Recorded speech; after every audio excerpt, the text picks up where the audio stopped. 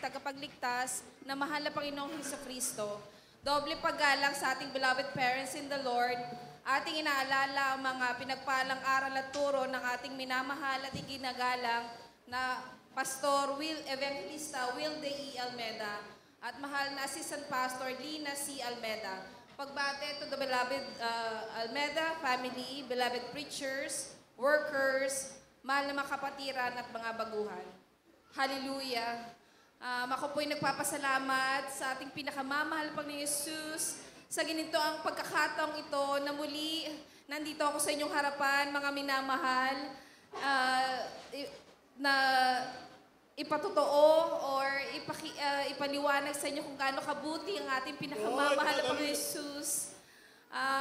Para sa hindi pa po nakakaalam, kami po'y nakakilala sa ating pinakamamahal na Panginoon Yesus, April 2022, sa karamdaman po ng aking beloved daughter na ischemic infection. Ito pong infection na to, mga minamahal, pasintabi po sa mga kumakain. Ang kanyang intestine po ay nabubulok. Hallelujah. One day po, biglang iyak po ng aking beloved daughter.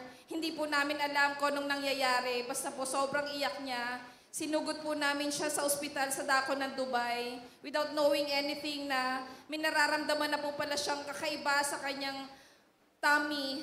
Hallelujah. Then on that day po, mga minamahal, inadmit na po kagad siya sa NICU. Mga minamahal, kami po hindi ready financially. Wala po siyang insurance at wala rin po kaming pera na handa on that day. At mga minamahal, hindi po biro ang hospital sa Dako ng Dubai. Pag hindi po mataas ang iyong salary, hindi niyo po kakayanin ng hospital po sa Dubai. Hallelujah. Pero on that day po, mga minamahal, kami po'y humingi ng backup prayer. Ang aking beloved sister po pala ay nakakilala na sa dito sa Banalagawa na to, Jesus Miracle Crusade International Ministry. Siya po'y humingi ng backup prayer sa Soul Winning Ministry at may gawain po pala sa Dako ng Dubai. And they-reach out po nila kami. Dumating po yung mga beloved brethren sa Dubai. Hindi po sila pinapasok sa NICU, pero po pinag-pray po nila kami. And on that day, hindi ko po makakalimutan, ito po yung araw na pagliligtas sa aming akin ng beloved husband, na ating pinakamamahal na Jesus. Nagpabautismo po kami sa tubig sa pangalan ng ating pinakamamahal na Jesus sa Dako ng Dubai. That was April 2022. Mga minamahal, me and my husband po is very down. Bilang baguhan, hindi po namin nalalaman ng mga ganong sitwasyon dahil kami po ay dumaranas ng matinding pagsubok. And then after water baptism, mga minamahal, dito na po pinakita ng ating pinakamamahal Panginoon Jesus kung gaano po siya kadakila, kung gaano po siya makapangyarihan.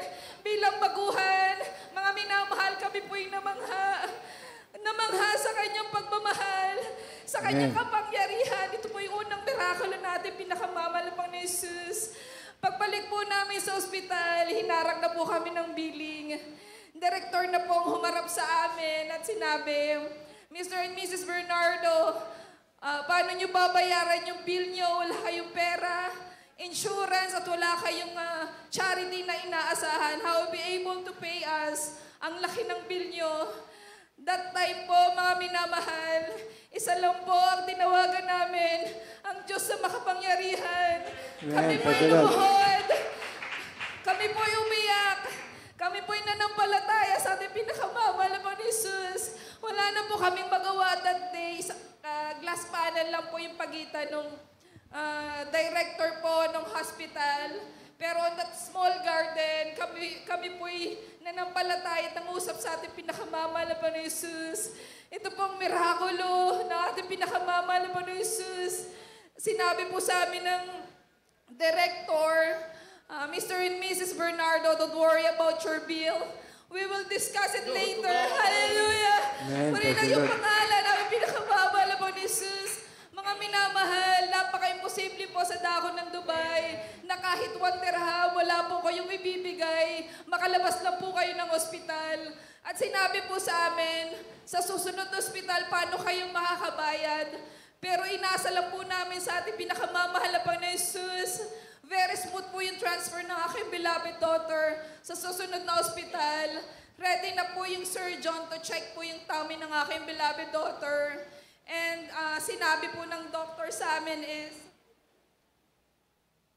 Mr. and Mrs. Bernardo, we don't have any time to explore, to investigate the tummy of your daughter. We need to explore. Meaning to say, on her young age, which is 1 month old and 1 week, she needs to undergo 2 major operation, mga minamahal. Bilang magulang, kami po'y natakot, nangamba sa mangyayari po sa aking beloved daughter. Hindi po namin alam kung ano pong mangyayari sa kanya. Pero nanampalataya lang po kami sa ating pinakamamahal na Panginoon Jesus na magiging okay po lahat.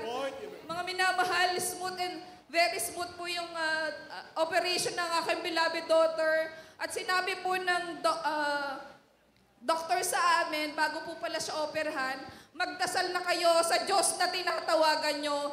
Dahil pag wala akong nakitang healthy intestine sa tummy ng yung daughter, kailangan nating baliktarin for her to live a normal life. Pero hindi pa rin po kami natakot, bagkus na ng palataya po kami. Tinatagan po namin ang aming pananampalataya kahit down na po kami that time, mga minamahal.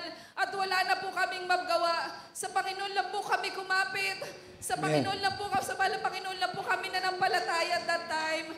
Mga minamahal, very successful po sumunod ang first and second operation. Hallelujah. Mga minamahal, on the first hospital po pala, sa kadakilayang kapamaraanan natin, pinakamamahal na Panginoon Jesus, almost 1 million po, pero provided po yan ng ating pinakamamahal na Panginoon Jesus. Hallelujah. Pero hindi pa po natatapos dyan, mga minamahal. Sa second hospital, which is 2 major operation, umabot po yung bill namin ng 6 million pesos po, mga minamahal. Kami po'y tumangis na naman po sa ating pinakamamahal na Panginoon Jesus. Mahal na Panginoon Jesus, hindi po namin kayang bayaran ang halagang yan. Kahit po kami tumanda sa pagtatrabaho, hindi po namin kaya. Tulungan niyo po kami, mga minamahal, sa mga puguhan po dito, sa kasadatihan. Kahit nasa gitna po tayo, mga minamahal ng pagsubok, pagpatuloy lang po tayo, mga minamahal. Amen. Kasi po ang ating Diyos na buhay ay hindi tayo iiwan. Ang ating Diyos na buhay ay mapagmahal. Hindi niya po tayo pababayaan every circumstances of our life. Hallelujah. Purihin ang iyong pangalan, mahal na Panginoon. Natapos po yan and nagpatuloy po kami. 3 times a week po kami dumadalo sa Dubai. Nag-aayuno po kami at hindi po kami napapagod. Bagamat wala na rin po kaming pamasahe. Pero tuloy-tuloy pa rin po, mga minamahal, hindi kami napapagod. Until such day po, mga minamahal, anniversary po yun sa dako ng Dubai. Lagi po namin pinapalehans yung bill ng aking beloved daughter at ang picture. Sa beloved children po namin pinalehans. And after a few days, hallelujah! Purihin ang iyong pangalan namin, pinakamamahal na Panginoon Jesus. Tumawag po yung insurance at sinabing approve na po ang insurance sa inyong beloved daughter. And from 6 million, mga minamahal, naging 1 million na lang po, mga minamahal. Pero mga minamahal, hindi pa rin kami napagod. Bagamat malaking halaga yan, hindi namin kaya kitain in the short period of time. Kami nagpatuloy sa gitna ng pagsubok at sa health po ng aking beloved daughter. Until such day po, ang pagpapala po, mga minamahal, ang pagpabigay ay siyang susi ng pagpapala. Hallelujah! Such one day po, aming pinakamamahal, one day po sa that hospital, magbabayad na po kami ng bill namin.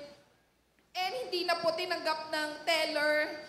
Sa kapamaranan po ng ating pinakamamahal na Panginoon Jesus, tinapos na po niya yan. Zero value na po. Hindi na po kami kailanman siningil ng teller na yan.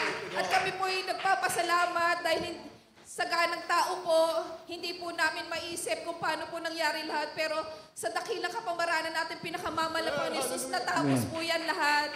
Karagdagan lang po, just last month po, aking beloved daughter nagka-seizure.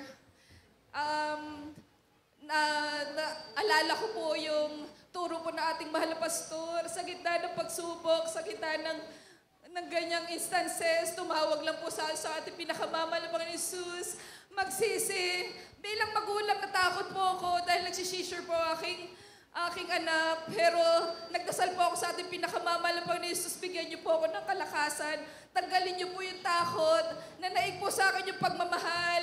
And on that spot, wala po yung seizure na aking beloved daughter. Hallelujah, kagalingan ang pinagkaloob ng ating pinakamamahal na Panginoon Jesus. Maraming salamat din po. Hindi man mo karapat-dapat. Basahan lang po sa kanyang harapan. Nagdaos din po ako ng kaarawan sa laman, just this May 8 po. At ang aking beloved son po ay ginagamit din po bilang mga awit sa youth choir. Hanggang dito na lang po, mga minamahal. Ang lahat ng kapurihan, pasasalamat, pagdakila ay para lang po sa ating pinakamamahal na Panginoon Jesus. Hallelujah! Praise